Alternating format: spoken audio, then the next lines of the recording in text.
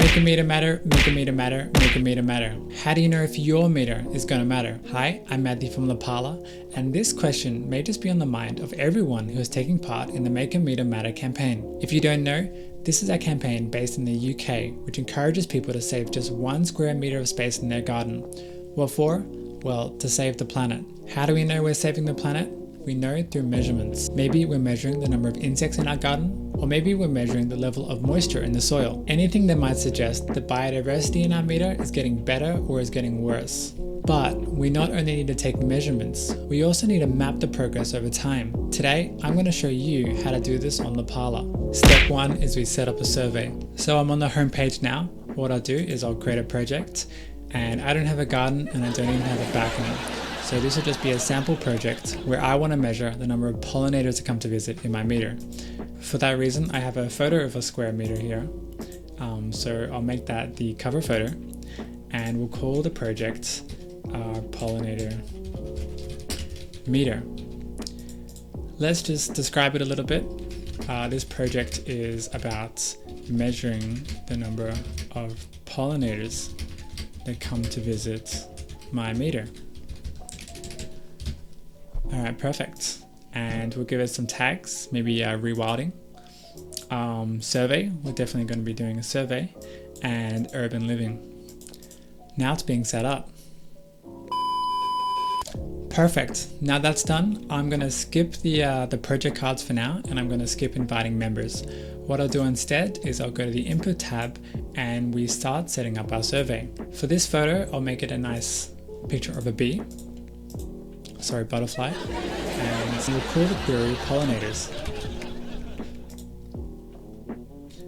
So now that we've set up our survey, we can start adding questions. Now, what are the best questions I can ask to know that I'm making a difference with my meter? Well, a good start would be questions that can be easily measured over time.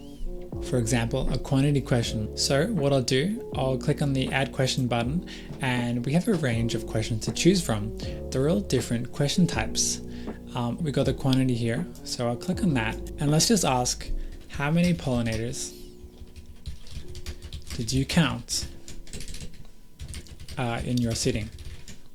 Okay, and we might as well go to the advanced settings and change the range, so people can't input negative numbers and they can't input too large numbers. So we'll give the max 1000. All right, we'll save that and we'll create the question. So how about we measure when you actually recorded those pollinators? What we'll do, we'll click the date and time question and we'll ask, when did you record this? Or how about, when did you measure this? Or when was this measurement made? Perfect. And let's just create it.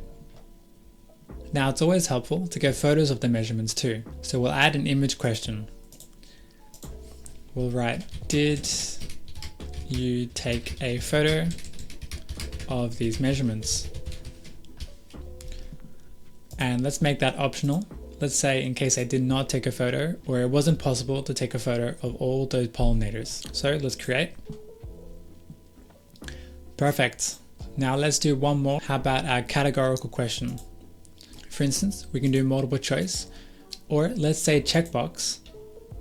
So now we can ask, what pollinator exactly did they measure?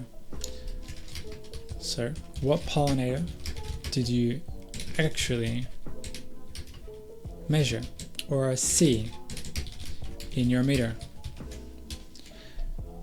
So let's just do some simple ones. Bees,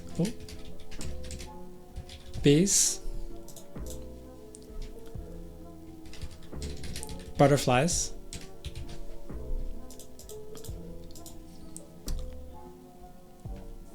beetles, and moths. So now that we've set up these questions, step 2 is inputting our measurements into the project. All we do for this is open up the survey and we can start inputting our measurements into the questions we just created. Now, in a real world project, I might be inputting these measurements every Saturday. Let's just say when I'm not working and I have time to visit my meter. So for now, these are just going to be sample answers, but let's just begin anyways. So how many pollinators? let's just say I saw 8. When was this measurement made? I can just do today. Or let's just say Saturday the 7th of June at about 3:10 p.m. Did I take a photo? I did indeed. Definitely took this. And what pollinator? Well, that's a butterfly. And all I do is submit. And now we have the record saved in our survey. If you go to the records tab, then you'll see it right here. And even if you scroll down and click on it, you'll see the raw data that we just provided. For example, you can click on question 3 and see that we just inputted this photo. So what I'll do, I'll see you in a couple months time when I've recorded this every Saturday, and I'll get back to you with a couple more records. A few moments later. Okay, so it's been a couple months now recording every Saturday, and I now have about 9 records in my project. So what I can do with this is I can sift through it. I can just look at all the data that I just provided here. If I click on the settings button here, I can actually check if they're verified. I can check the raw data itself, if any have been flagged, and I can just go through the questions one by one. So let's just say I want to look at all the question ones, and I'll see it all here. But to truly visualize this data, we go to step 3. You can do this on the home page. So what we'll do, we'll go back to the home page, go back home, and we'll create a new project card. So let's click this. We'll go to the media tab and click data display.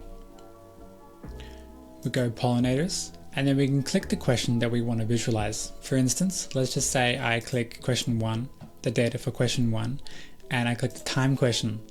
I'll click next, and you'll see we have a bunch of charts we can use. So I'll click the line chart, and now this shows us the total number of pollinators we counted over time. So for example, you can see here that we saw the most pollinators in the first week of July. We can also visualize this by the hour, or visualize this by the day, or maybe we show the average amount of pollinators we counted. Just like this. So now we can make a title for it. We'll call it the count of pollinators we saw